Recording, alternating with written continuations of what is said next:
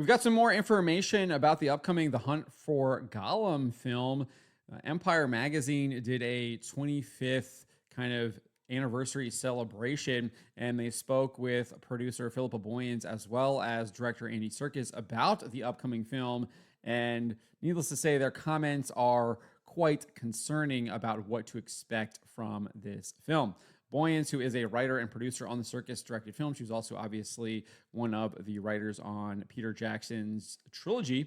She spoke to Empire and said this, it's an adventure story with a really strong psychological interior story that's going on as well. So not a lot really to unpack from that. That is kind of, I guess, what you would expect from a film titled The Hunt for Gollum and what you would expect it being based off of. It clearly is an adventure film or an adventure story where Gandalf, Aragorn, the elves are obviously chasing after Gollum through Mirkwood and some of the other various locations throughout Middle Earth.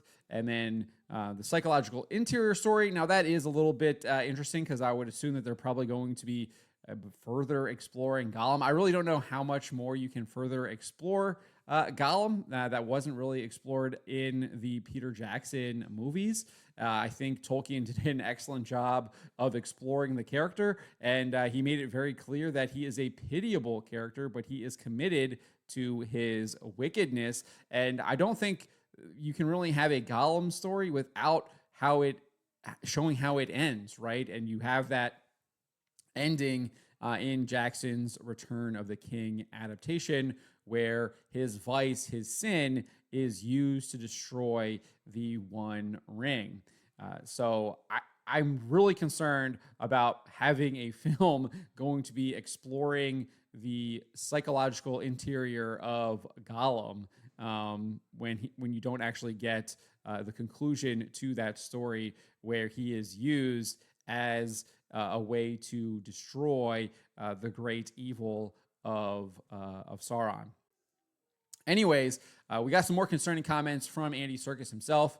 He said this, it is a phenomenal challenge, exciting, and of course terrifying at the same time. We have a very specific task ahead of us, a return to Middle Earth that satisfies the passion and the love that generations of Lord of the Rings fans have for these stories, whilst also presenting something completely fresh and new for first-timers to Middle Earth, with one of Tolkien's richest and most complex characters at its heart. So Serkis' comments are concerning, especially the claim that he's trying to present something completely fresh and new for first-timers to Middle Earth. Now, one can argue that obviously if one is a first-timer to Middle Earth, it will be completely fresh and new to them. But his comment sounds like corporate PR language often used to justify injecting modern diversity, equity, and inclusion elements into classic stories. Phrases like presenting something completely fresh and new for first-timers to Middle Earth suggest an intent to update Tolkien's world for contemporary audiences, potentially by diversifying character portrayals, altering cultural representations, or incorporating progressive themes that weren't part of the original lore. And I think one of the biggest concerns is obviously they are going to try to present Gollum as some kind of misunderstood character, right? They're going to try to not show that he actually rejects the redemption that he's offered and chooses wickedness. We're not going to get to see that, right? And so they're going to try to present him as kind of this misunderstood character, and they're going to make you try to sympathize with this evil character. And especially at this point in the story where he is clearly just kind of controlled. He is a slave to his passions, where he is on the hunt for the One Ring, and that is all he cares about. He just wants to possess his precious. Equally concerning is the implication that Serkis and the production team will add substantial original content to flesh out a story that is only briefly touched on in a short conversation between Gandalf and Frodo in the Fellowship of the Ring. There is a huge risk in adding unnecessary subplots and characters similar to what Peter Jackson did in the Hobbit trilogy.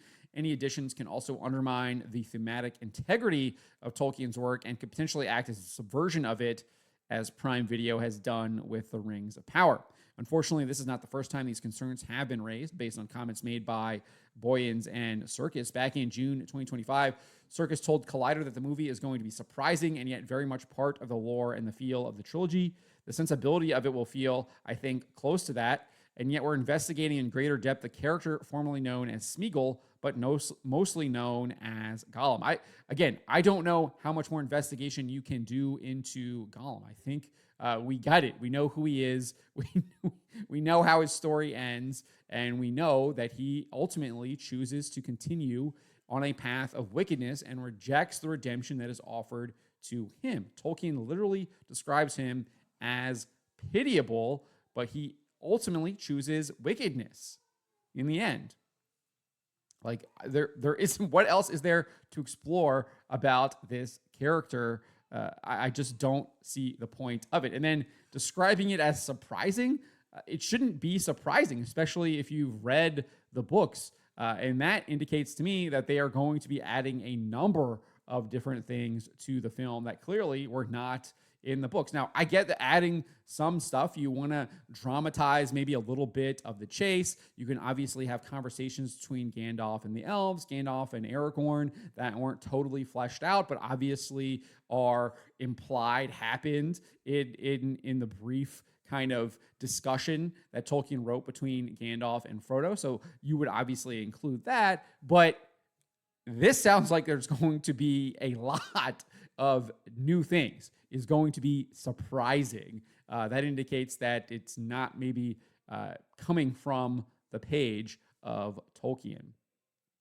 During an appearance at Duke City Comic-Con, Serkis also said, "It's another investigation of the character from a slightly different point of view. That is also extraordinarily concerning to me, and it kind of makes me think that they are literally going to try to tell this story from the point of view of Gollum rather than how Tolkien told it from the point of view of Gandalf chasing after Gollum. And they're going to want to try to have Gollum as the protagonist and want you to sympathize and empathize with him, which is what Hollywood likes to do. And it's just deeply, deeply troubling to me that this is what Andy Serkis has been saying going on the last 6 months.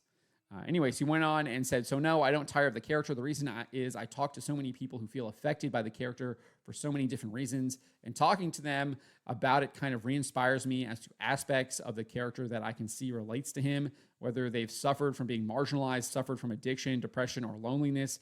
There's so many different parts of Smeagol Gollum's persona that relates to people. I think that's why people respond to the character so much. They all feel that perhaps there is a little bit of Gollum in themselves. Some people feel that bizarrely, so no, I don't tire of playing the character, which is a good thing." So again, I think they're really going to try to have Gollum be this sympathetic character that they want people to empathize with and ultimately potentially model themselves after. And that should not be the case whatsoever, given the fact that we know Gollum becomes overwhelmed by his passions. He becomes a slave to them. He chooses wickedness. He rejects redemption, and he ends up suffering in the fire for that choice. And then in 2024, while promoting the film, is basically one of the first pieces about the movie. We got this from Boyens. She told Deadline, "Andy is going to have a really interesting take." Again, there shouldn't be an interesting take. It should be Tolkien's take, and it should be what we got in the books. And like I said, sure, you can pad some of it, like conversations that Gandalf had with Aragorn. You can obviously dramatize some of the chase scenes with the elves chasing Gollum. Obviously, you can have some of that horror aspects where Gandalf is describing how Gollum is like climbing into the homes and like terrorizing the human villages and like attacking families and children. Like obviously, you can have that in there that was described in the books. But like, I don't want Andy Serkis's version of Gollum. I want Tolkien. Like, why can't these people get this straight? Like, it's not that difficult. And I think they understand this too. I've talked about this before. I think they do understand this, but they are intentionally doing this to subvert Tolkien's work and the works of others when they do things like this, where they want to provide their own unique take. At this point, it's like, why don't you just create your own thing? Well, no, you can't do that because you want to ride off the back of the successful thing so you can actually make what you really want to make, which is your own story rather than what you are saying and promising you're going to make. And it's I find it dishonest. And at the end of the day, I think it's a lie. They're lying to they're lying to the audience, saying like, oh, we're actually going to do this Hunt for Gollum story that Tolkien wrote. But then at the end of the day, they're not actually doing that. They're doing whatever other script they had written 10, 15 years ago that they're now bringing out of the cupboard. And they're like, oh, well, I can disguise this as a Tolkien Hunt for Gollum story when it's actually whatever their own story is that they wanted to tell in the first place. That has nothing really to do with Tolkien. And we've heard this from the guys who directed Dungeons and Dragons, where they literally use IPs to kind of get in their own stories that they wanted to tell, because there is a demand for actual adaptations, but these guys don't want to do that. They want to do their own original stories, and they just want to kind of use the IPs to piggyback their own story into it too. So there's some of that going on as well. Anyways, Boyens goes on and says it's going to be his own take, because what we don't want this film to be is just the fourth film in the trilogy. Well, why? Why wouldn't you? I mean, it's in the books.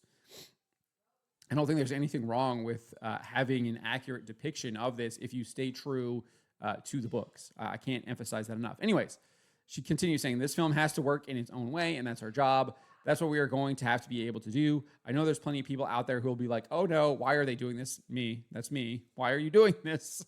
Why are they going back in? Well, that's our job to prove why we think it's a good idea. Well, everything you're saying about this that you've said since 2024 hasn't been convincing me that it's a good idea. Everything seems to be convincing me that it's an absolutely bad idea and that you shouldn't have done this. Again, do we really even need any more Lord of the Rings adaptations? I would argue that for the most part, no. But if you were going to do something, and this is something that Peter Jackson should have included, you should have included the scouring of the Shire. That needed to be in there. I think that is what you should have been doing as an individual film, and it should have been maybe the bookend as the fourth film on top of the trilogy, because that part of the story is so important. Because yes, while the Fellowship succeeds, mainly because of Gollum's own slavery to the passions and divine providence, having him steal the ring from Frodo and then fall into the fire, that great evil is obviously defeated there, but the struggle continues. You still have to fight against evil. Evil isn't completely vanquished in Middle-earth. It is still present. You still have to fight against it, and they kind of excise that from the story. And that is one of the important themes from Tolkien's book that I think that's what I would want to see. If you're going to do another Lord of the Rings, you would do something like that. Obviously, I did like the idea that they had behind the War of the Rohirrim. I think it was absolutely horribly executed, and they clearly put on their feminist agenda into that. But that would have been a really cool story, too, if they had actually done what was in the appendix, right? So that would have been cool. So there are really cool things that they can do. I wouldn't mind seeing an actual true adaptation of the Second Age to kind of cleanse the palette from what we were getting with Rings of Power, but it has to be true adaptation. So if you're going to actually do Tolkien, it needs to be true. It can't be these people saying, I want to write the book that Tolkien never wrote. I want to do my own take. Like, no, I want to see a legitimate, true adaptation, and that's where it needs to be. And if you're not coming from it from that point of view, well, then no, we don't need to see any more Lord of the Rings adaptations. But if you are coming from it from like, hey, I want to make a true adaptation of Tolkien's work, then yes, I would love to see that. But I don't think we're going to get that from modern Hollywood. If we're going to get it, it's going to come from fans making it themselves, and with kind of the quick adaptation of a generative AI. I think that we might see that sooner rather than later. Lots of really cool stuff is happening on that fan side. People are literally turning Starfield into a legitimate like Star Wars game with mods and patches and things like that, and making those games actual playable and making them better than what the original creators actually did with some of that stuff. So there is some cool stuff coming out of that, and I think that's where we might get some really cool Lord of the Rings stuff that's actually true to Tolkien's work right here. So that is kind of what I'm looking forward to with some of this stuff, but definitely not really on the hype bandwagon here for The Hunt for Gollum. Everything I'm seeing is concerning and is like, what are they actually doing? You guys need to maybe stop and figure out what you're actually doing and what your true purpose should be for this film. But let me know what you guys make of this. Let me know in the comments below. Remember to always be charitable, especially to each other, and to always speak the truth. Why would you be afraid of the people? Why are you not afraid of God instead of man?